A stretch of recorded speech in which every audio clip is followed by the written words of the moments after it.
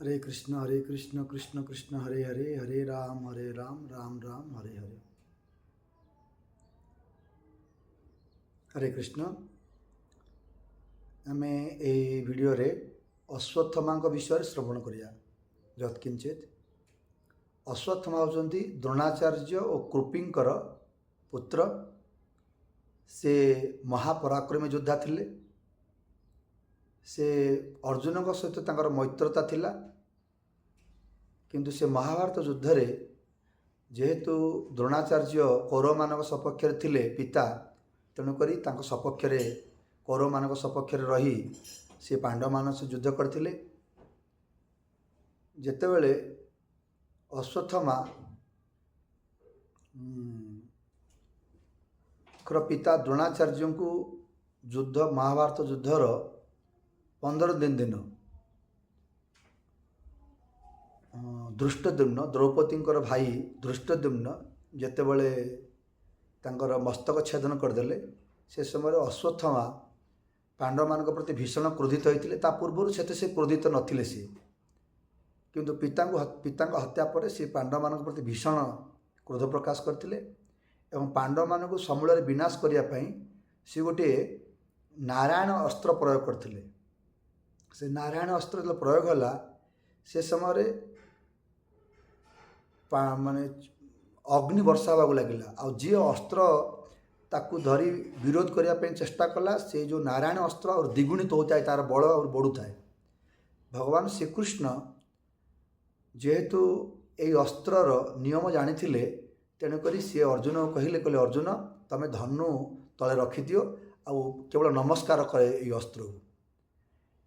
एवं समस्त जेते पांडव मान सपक्ष थिले समस्त योद्धा माने समस्त योद्धा मान को भगवान श्रीकृष्ण कहले समस्त अस्त्र पकई दियो, नचेत यही अस्त्र समस्त को मारियो, कौन से अस्त्र को ही मानिब ना।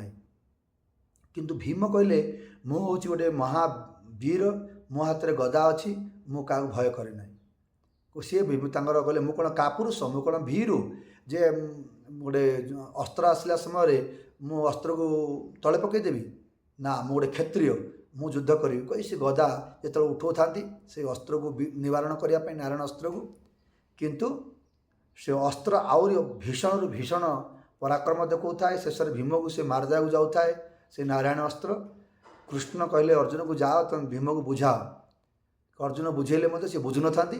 शेष भीम जबरदस्त रथ उपर चढ़ी भीम का हाथ अर्जुन रथ उपर चढ़ी भीम का हाथ गदाटा को छड़ेदेले।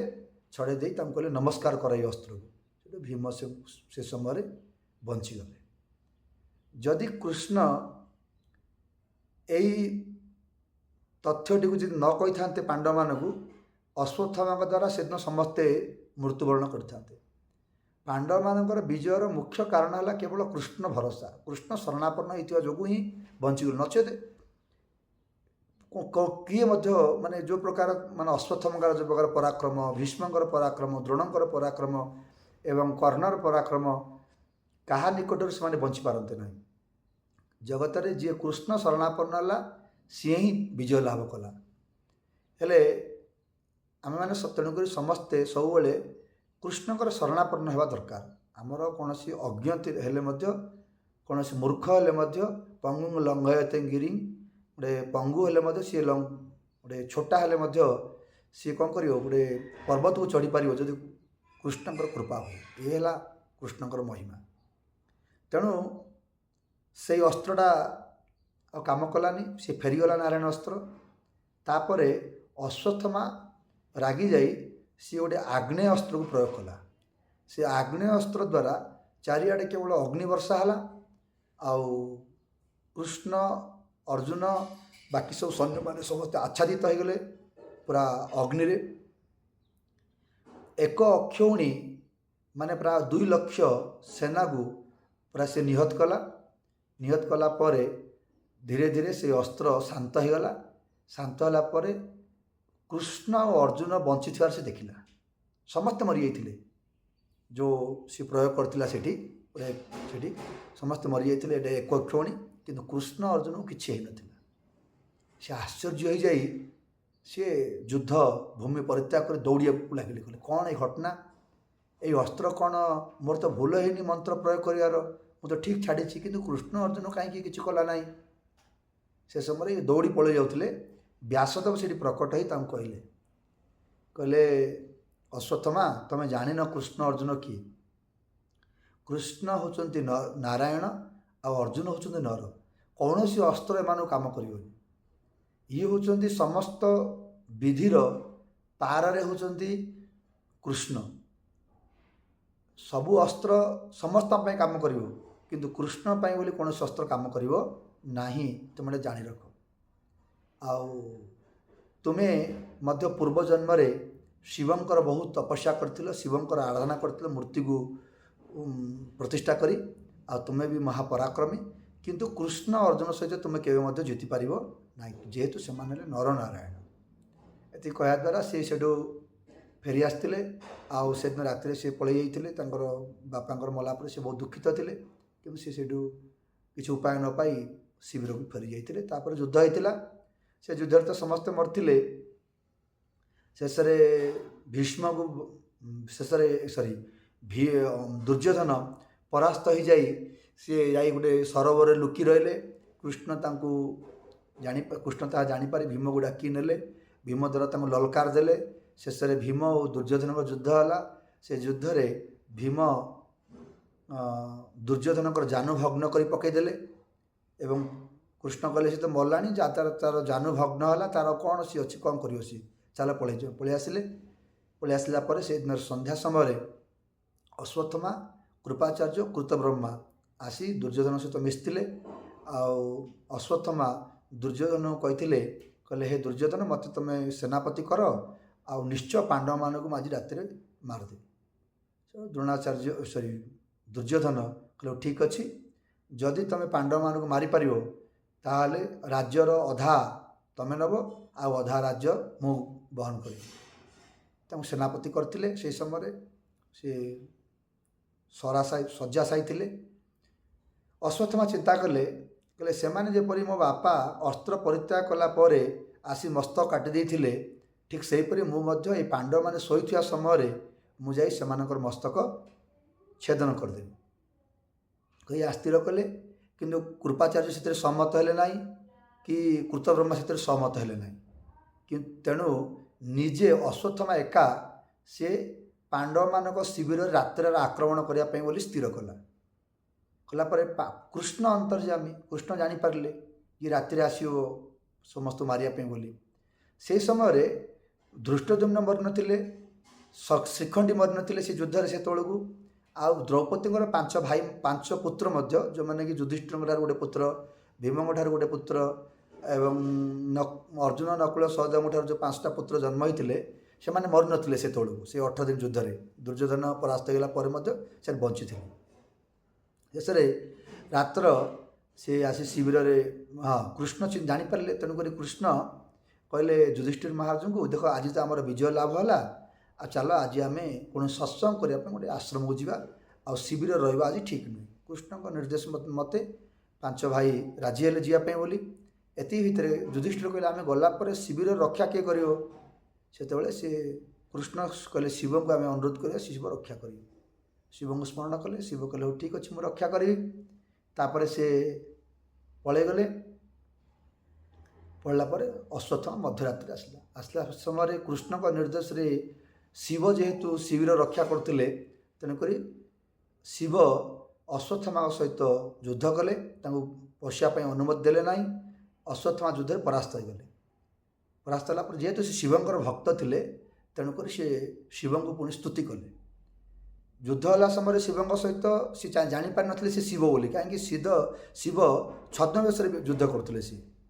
ତେଣୁ ଯେତେବେଳେ ସିଏ ଶିବଙ୍କୁ ତପସ୍ୟା କଲେ, ଶିବଙ୍କୁ ସ୍ତୁତି କଲେ, ଶିବ ପ୍ରସନ୍ନ ହୋଇ ତାଙ୍କୁ ଦର୍ଶନ ଦେଲେ। କହିଲେ କ'ଣ ଚାହୁଁଛ? କହିଲେ ନା, ମୁଁ ଚାହୁଁଛି ଏ ପାଣ୍ଡବମାନଙ୍କ ଶିବିର ଭିତରେ ମୁଁ ପ୍ରବେଶ କରିବି, ଆଉ ମୋତେ ଆପଣ କୃପା କରନ୍ତୁ। ସେଠୁ ଶିବ ତାଙ୍କୁ କହିଲେ ଠିକ୍ ଅଛି, ତୁମେ ଯାଇପାରିବ। ଆଉ ଗୋଟେ ଖଡ଼୍ଗ ମଧ୍ୟ ତାଙ୍କୁ ଦେଇଥିଲେ। ସେ ଖଡ଼୍ଗ ଦ୍ୱାରା ଅଶ୍ୱତ୍ଥମା ଧୃଷ୍ଟଦ୍ୟୁମ୍ନକୁ, ଶିଖଣ୍ଡୀକୁ ଏବଂ 5 ଭାଇଙ୍କୁ, ଦ୍ରୌପଦୀଙ୍କର 5 ପୁତ୍ରକୁ ସେ ଶୋଇଥିବା ଅବସ୍ଥାରେ ତାଙ୍କୁ ମାରିଦେଲେ। ଆଉ ସେ ପାଞ୍ଚ ଭାଇଙ୍କର 5 ମୁଣ୍ଡ ଧରିକି ସେ ପଳେଇ ଆସିଲେ। ଆସି ଦୁର୍ଯ୍ୟୋଧନଙ୍କୁ ଦେଖେଇଲେ, କହିଲେ ଦେଖ ସେମାନେ ଶୋଇଥିବା ସମୟରେ ପଞ୍ଚୁପାଣ୍ଡବଙ୍କୁ ମୁଁ ମାରିଦେଇ ପଳେଇ ଆସିଛି ବୋଲି। ଅଶ୍ୱତ୍ଥାମା ଭୁଲରେ ସେ ଭାବିଥିଲା ଏମାନେ ପଞ୍ଚୁପାଣ୍ଡବ 5 ଭାଇ ବୋଲି, ଯୁଧିଷ୍ଠିର ଭୀମ ଆଦି, କିନ୍ତୁ ସେ ଭୁଲରେ ତାଙ୍କ 5 ପୁତ୍ରମାନଙ୍କୁ କାଟିଦେଇ ମସ୍ତକ କାଟିଦେଇ ପଳେଇ ଆସିଥିଲା। ଦୁର୍ଯ୍ୟୋଧନ ଦେଖି ବହୁତ ଚିନ୍ତିତ ହେଇଗଲେ, କହିଲେ ତୁମେ ଆମର ବଂଶକୁ ନିପାତ କରିଦେଲ କହି ସେ ବହୁତ ସେଠି ସେ ପ୍ରାଣ ତ୍ୟାଗ କରିଦେଲେ ଦୁର୍ଯ୍ୟୋଧନ। ଅର୍ଜୁନ ଯେତେବେଳେ ଜାଣିଲେ ଯେ ଅଶ୍ୱତ୍ଥାମା ଏପରି କାର୍ଯ୍ୟ କରିଛି ବୋଲି, ସେଠୁ ଅର୍ଜୁନ ଅଶ୍ୱତ୍ଥାମାକୁ ଯୁଦ୍ଧ କରି ପରାସ୍ତ କଲେ। ପରାସ୍ତ କରି ଆଣି ଦ୍ରୌପଦୀଙ୍କ ପାଖରେ ପହଞ୍ଚେଇଲେ, କହିଲେ ଦେଖ ଦ୍ରୌପଦୀ, ତୁମର 5 ପୁଅକୁ ଏ ମାରିଛି, ତୁମ ସାମ୍ନାରେ ଆକୁ ମୁଁ ମାରିବି। କିନ୍ତୁ ଦ୍ରୌପଦୀ କହିଲେ ଦେଖ ସିଏ ହେଉଛନ୍ତି ବ୍ରାହ୍ମଣ ଏବଂ ଗୁରୁଙ୍କର ପୁତ୍ର, ଗୁରୁତୁଲ୍ୟ, ତେଣୁକରି ତାଙ୍କୁ ମାରିବା ଅନୁଚିତ, ତୁମେ ତାଙ୍କୁ ଛାଡ଼ିଦିଅ। କିନ୍ତୁ ଭୀମ କହିଲେ ନା ନା, ସିଏ ଗୋଟେ ଆତତାୟୀ, ଶୋଇଥିବା ଅବସ୍ଥାରେ ଲୋକମାନଙ୍କୁ ଯିଏ ମାରିଛି ତାକୁ, ସିଏ ବ୍ରାହ୍ମଣ ହେଲେ ମଧ୍ୟ ସିଏ ତାକୁ ହତ୍ୟା କରାଯାଉ। ଆତତାୟୀ ହନ୍ତବ୍ୟ, ଯିଏ ବି ହଉ ଆତତାୟୀକୁ ମାରିବା ଦରକାର। ସେଠୁ ଅର୍ଜୁନ ଯାଇ କୃଷ୍ଣଙ୍କୁ ପଚାରିଲେ, କହିଲେ କ'ଣ କରି, ଦ୍ରୌପଦୀ କହୁଛନ୍ତି ତାଙ୍କୁ ଛାଡ଼ିଦିଅ, ମାର ନାହିଁ ବୋଲି, ଗୁରୁପୁତ୍ର ବ୍ରାହ୍ମଣ ବୋଲି, କିନ୍ତୁ ଭୀମ ଭାଇ କହୁଛନ୍ତି ଯେ ତାଙ୍କୁ ତୁମେ ମାର ବୋଲି, କ'ଣ କରିବି ମୁଁ? କୃଷ୍ଣ କହିଲେ 2 ଜଣଙ୍କର ମତ ଠିକ୍ ଅଛି, କିନ୍ତୁ ଯଦି ଗୋଟେ ଆତତାୟୀ ବ୍ରାହ୍ମଣ ହେଇଥିବ ତା ପାଇଁ ଅଲଗା ପ୍ରକାର ରୁଲ୍ ଅଛି। କ'ଣ ନା, ଦ୍ରବିଣାଦାନଂ ସ୍ଥାନାତ୍ ନିର୍ଯାପଣାଂ ତଥା ଏସାଙ୍ଗି ବ୍ରହ୍ମ ବନ୍ଧୁନାଂ ହତ ନାନ୍ୟସ୍ତି ଦୈହିକ। ମାନେ ଯଦି ବ୍ରାହ୍ମଣ ଆତତାୟୀ ହେଇଥିବ ତାହେଲେ ତାକୁ ମାନେ ପ୍ରାଣର ସହିତ ନ ମାରି ତାକୁ ଦ୍ରବିଣା ଦାନ, ତାକୁ ଜର୍ମିନା ପକାଯାଏ, ତାକୁ ଲଜ୍ଜିତ କରିବା ପାଇଁ ଅଧା ମୁଣ୍ଡନ କରିଦିଆଯାଏ ଏବଂ ତାକୁ ଧକ୍କା ମରି ସେହି ସ୍ଥାନରୁ ବିତାଡ଼ିତ କରିଦିଆଯାଏ। ତେଣୁ ଅଶ୍ୱତ୍ଥାମା ଏପରି କରାଯାଉ। ଅଶ୍ୱତ୍ଥାମା ପାଖରେ ଗୋଟେ ମଣି ଥିଲା, ସେ ମଣିଟାକୁ ସେ ମୁଣ୍ଡରେ ବାନ୍ଧିକି ବୁଲୁଥିଲେ। ସେ ମଣିଟା ମାନେ ଶକ୍ତିଶାଳୀ, ଯାହା ପାଖରେ ଥାଏ ତାକୁ କୌଣସି ରୋଗ ହୁଏ ନାହିଁ, ଆଉ ତା ପାଖରେ କୌଣସି ରାକ୍ଷସ ଶକ୍ତି କାମ କରେ ନାହିଁ, ତା ପାଖରେ କୌଣସି ମାନେ କୌଣସି ଅସୁବିଧା ହୁଏ ନାହିଁ। ତେଣୁକରି ଅର୍ଜୁନ କ'ଣ କଲେ, ତା ପାଖରୁ ସେ ତା ମସ୍ତକରୁ ସେ ମଣିଟାକୁ ବାହାର କରିଦେଲେ, ତାକୁ ଧକ୍କା ମାରି ସେଠୁ ବିତାଡ଼ିତ କରିଦେଲେ। ଅଶ୍ୱତ୍ଥାମା କିନ୍ତୁ ସେଥିରେ ପୁଣି ରାଗି ଯାଇ ଅଭିମନ୍ୟୁଙ୍କର ଯେଉଁ ସ୍ତ୍ରୀ ଉତ୍ତରା ସେତେବେଳେ ଗର୍ଭସ୍ଥ ଥିଲେ, ସେ ଗର୍ଭସ୍ଥ ସନ୍ତାନକୁ ମାରିବା ପାଇଁ ସେ ଗୋଟିଏ ବ୍ରହ୍ମାସ୍ତ୍ର ପ୍ରୟୋଗ କଲେ। ଆଉ ଉତ୍ତରା ଯେହେତୁ କୃଷ୍ଣଙ୍କର ଭକ୍ତ ଥିଲେ, ସେ କୃଷ୍ଣଙ୍କୁ ପ୍ରାର୍ଥନା କଲେ, ପାହି ପାହି ମହାଯୋଗୀ ଦେବ ଦେବ ଜଗାତ୍ପତେ ନାନ୍ୟଂ ତଦ ଭୟଂ ପଶ୍ୟେ ଯତ୍ର ମୃତ୍ୟୁ ପରସ୍ପରମ୍। ଏ ସଂସାର ଭିତରେ ସମସ୍ତେ ମୃତ୍ୟୁ ମୁଖରେ ପଡ଼ିଛନ୍ତି, ମୁଁ ଦେଖିପାରୁନି ମୋତେ କିଏ ରକ୍ଷା କରିବେ ବୋଲି, ଆପଣ ହିଁ ଜଣେ ଯିଏକି ମୋତେ ରକ୍ଷା କରିପାରିବେ। ତେଣୁକରି ମୁଁ ଶରଣ ପଶୁଛି, ମୋତେ ଆପଣ ରକ୍ଷା କରନ୍ତୁ, ବିଶେଷ କରି ମୋର ଗର୍ଭସ୍ଥ ସନ୍ତାନଟିକୁ ରକ୍ଷା କରନ୍ତୁ। ଉତ୍ତରାଙ୍କର ସ୍ତୁତି ଶୁଣି କୃଷ୍ଣ ଉତ୍ତରାଙ୍କର ଗର୍ଭରେ ପ୍ରବେଶ କରି ବ୍ରହ୍ମାସ୍ତ୍ରକୁ ନିସ୍ତେଜ କରି ଶେଷରେ ତାଙ୍କୁ ପରୀକ୍ଷିତ ବଞ୍ଚେଇଥିଲେ। ତାଙ୍କ ନାଁ ହେଇଥିଲା ପରୀକ୍ଷିତ ମହାରାଜ। ଏବଂ କୃଷ୍ଣ ସେଥିରେ କ୍ଷୁବ୍ଧ ହୋଇ ଅଶ୍ୱତ୍ଥାମାକୁ ଅଭିଶାପ ଦେଇଥିଲେ ଯେ ଅଶ୍ୱତ୍ଥାମା, ତମର ଗୋଟିଏ ମାନେ କଳଙ୍କ ଲାଗିଲା, ତମେ ମାନେ ଶିଶୁ ହତ୍ୟାକାରୀ ଏବଂ ନିରୀହମାନଙ୍କୁ ହତ୍ୟାକାରୀ, ଆଉ ତୁମେ ତାର ପରିଣାମ ଭୋଗିବ। ତୁମେ 3000 ବର୍ଷ ପର୍ଯ୍ୟନ୍ତ ତୁମେ ଏଇ ଗୋଟିଏ ସ୍ଥାନରୁ ଅନ୍ୟ ସ୍ଥାନକୁ ତୁମେ କେବଳ ବୁଲିବ, ତୁମେ କୌଣସି ଲୋକ ସହିତ ତୁମେ ଠିକ୍ ଭାବରେ କଥାବାର୍ତ୍ତା ବି ହେଇପାରିବ ନାହିଁ, ଆଉ ତୁମ ଦେହରୁ ଦୁର୍ଗନ୍ଧ ବାହାରିବ, କୌଣସି ଜନବସତି ପାଖରେ ତୁମେ ରହିପାରିବନି। ଏପରି ବିଭିନ୍ନ ପ୍ରକାର ତାଙ୍କୁ କୃଷ୍ଣ ଅଭିଶାପ ଦେଇଥିଲେ।